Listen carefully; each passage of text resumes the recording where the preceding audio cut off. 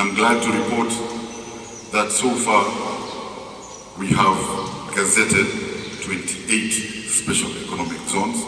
Out of the 28 which are currently being developed, 7 are already gazetted as custom controlled, and 3 are fully operational, which includes the Nairobi Gate.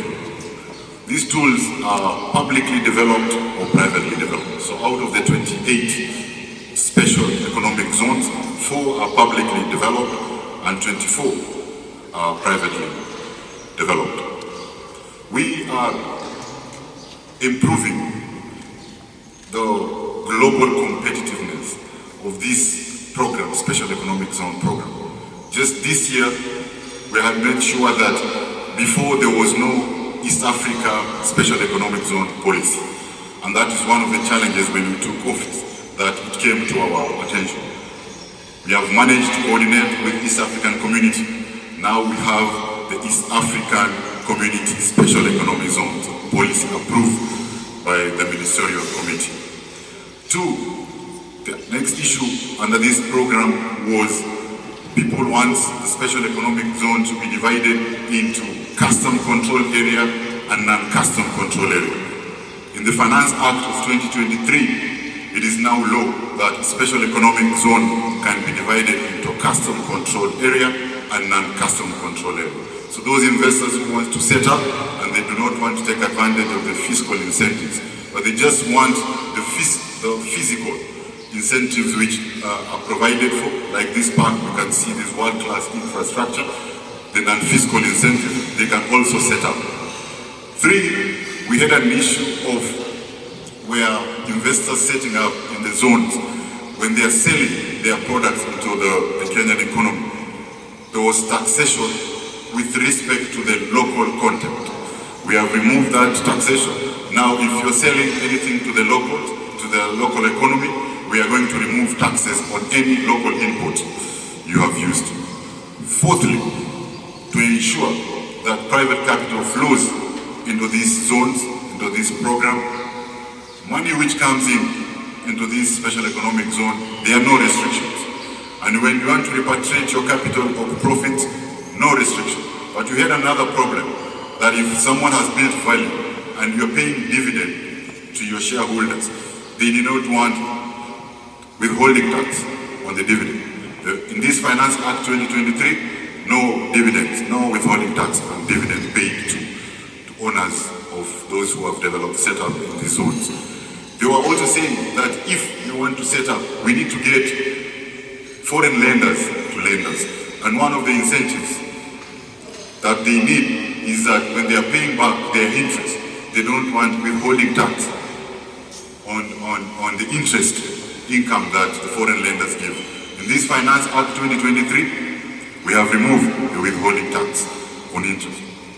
0. We also had other investors saying that they, in the operation of business, they usually use the royalties, the intellectual property, which they need to pay back to the foreign owners of the intellectual property. And when they are paying back, they don't want the owners of the intellectual property, they do not, for us to incentivize them, they don't want their money to be subject to tax. We have also removed tax on payment of royalties if you set up in our special economic zones.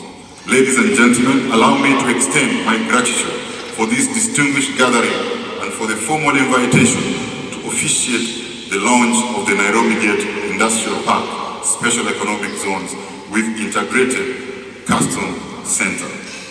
This occasion marks our commitment to fostering a conducive business environment, attracting investment and facilitating international trade that is expected to transform Kenya's manufacturing, warehousing, logistics and transport sector.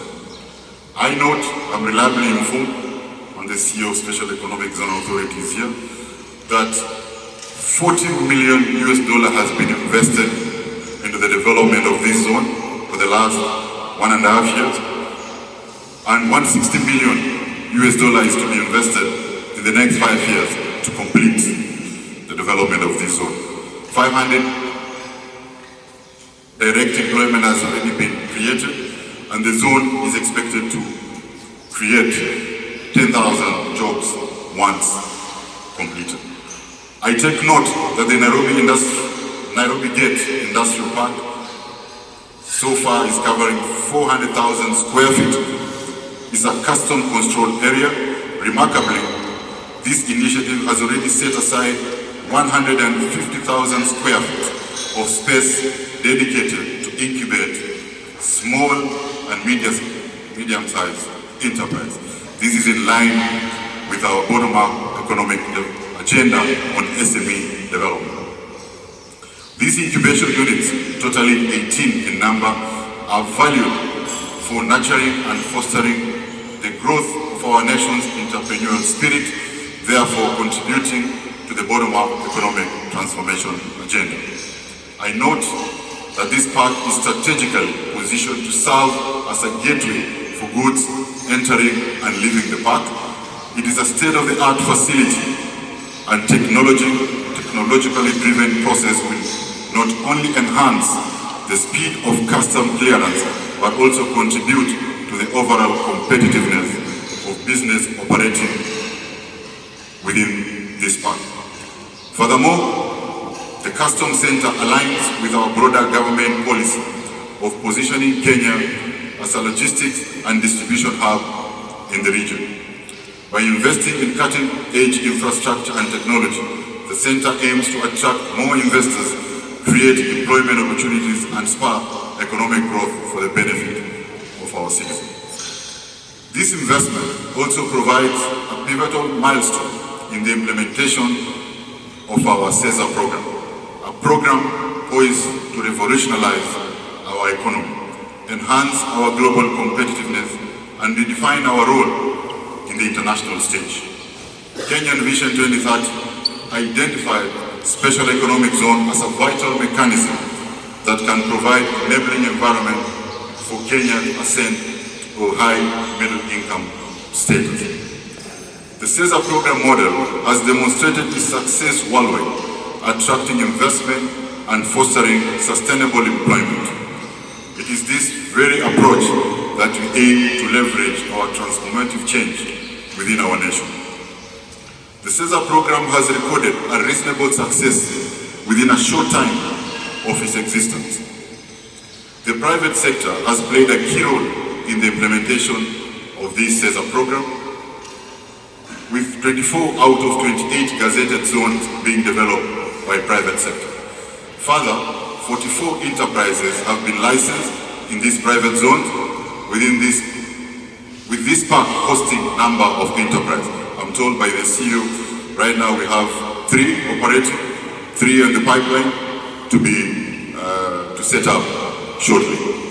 Therefore, the Nairobi Gate Industrial Park's progress is not only a confirmation of a successful model for driving industrialization, but also a demonstration of a healthy collaboration between various government agencies and their dedication to position Kenya as a preferred premium investment destination in Africa. The government is aware of the challenges the SEZs program has faced in these formative years, and we are working on the review of the SEZs legal framework, comprehensive review. There was some limited review which was done during the year, and all the amendments were done in the Finance Act of 2023, but now we are doing a comprehensive review of the legal framework with respect to SEZs program. The ministry is in the process of reviewing the Special Economic Zone legislation to make it more attractive for innovative companies to set up in Kenya for various activities. In alignment with the adopted EAC SEZs policy, government through the Finance Act made critical amendments in the SEZs Act 2015 to facilitate investment attraction and facilitation in the gazetted zones.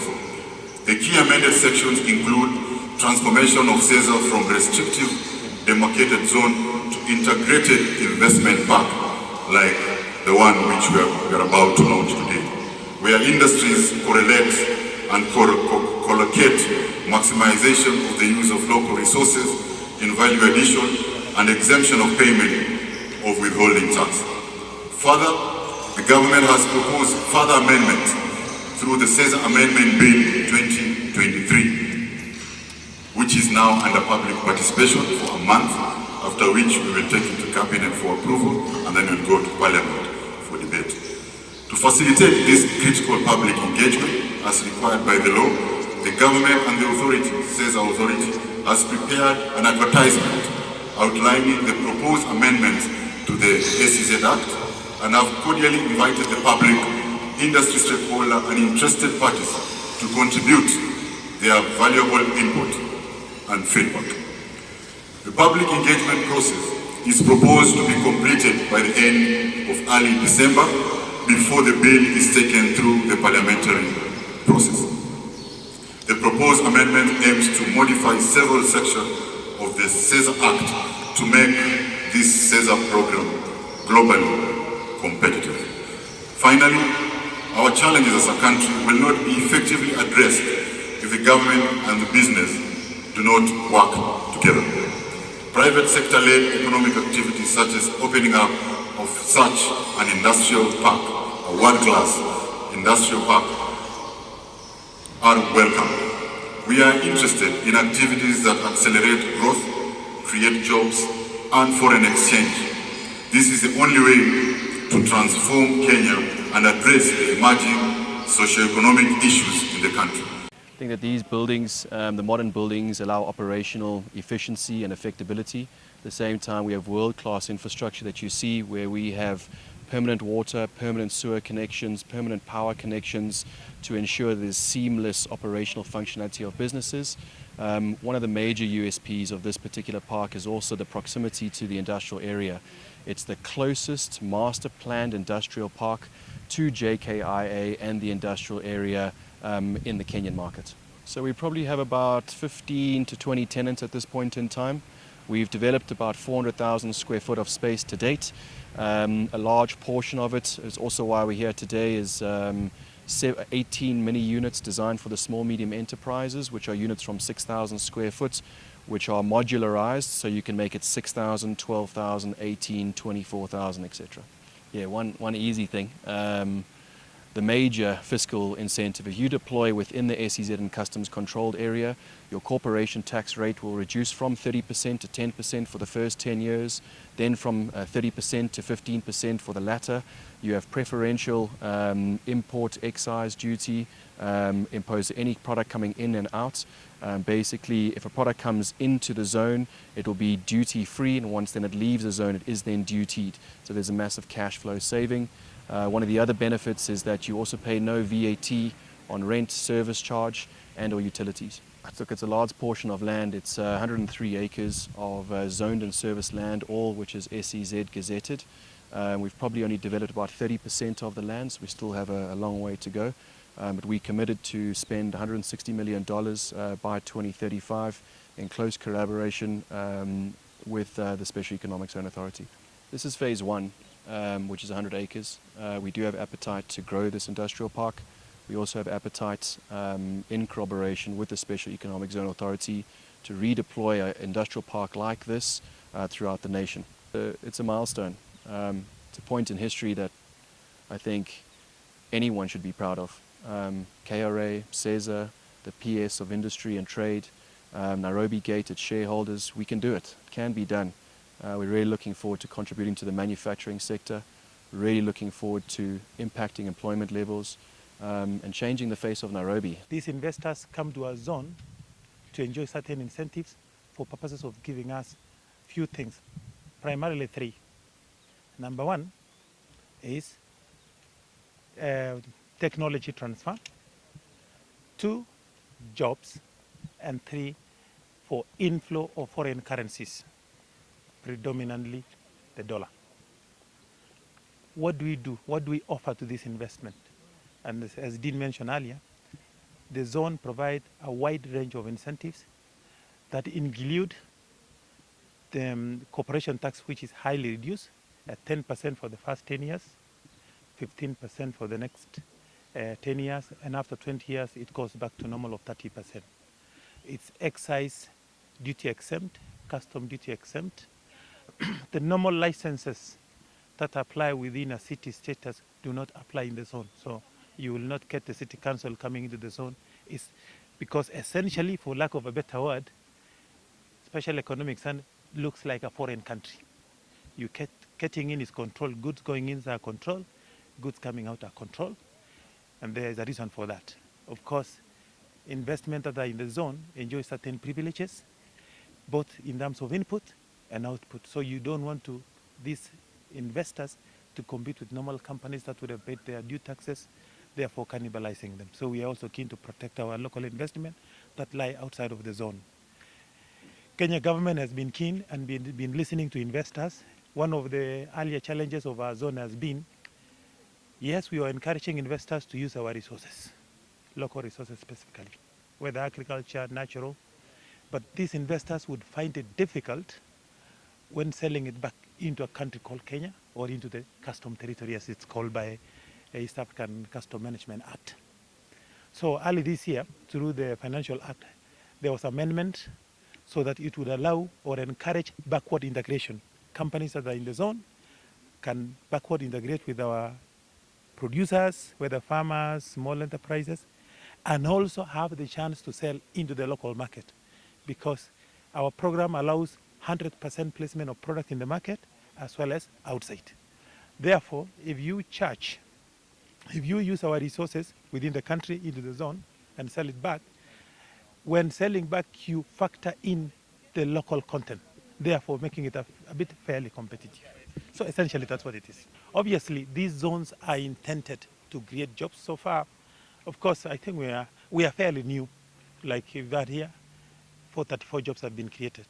Okay, but typically, an area around 1,000 acres could probably generate some 60 to 80,000 jobs easily. Okay, depending on the sectors. And let me tell you the impact of SEZ.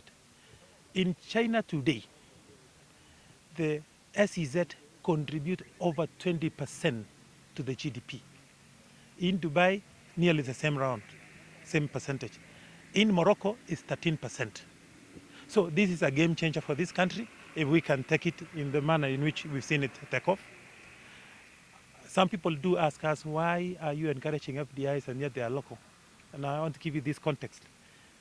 Africa received $80 billion of foreign direct investment. 10% of those, 10 billion of those come to East Africa. Only $500 million comes to Kenya. 8 go to Ethiopia. So there is a problem. That's why the reason why this program is very important for us. We need to arrest the flight of dollars into, or foreign currency into Ethiopia, into our country, because we think there's huge potential. Thank you.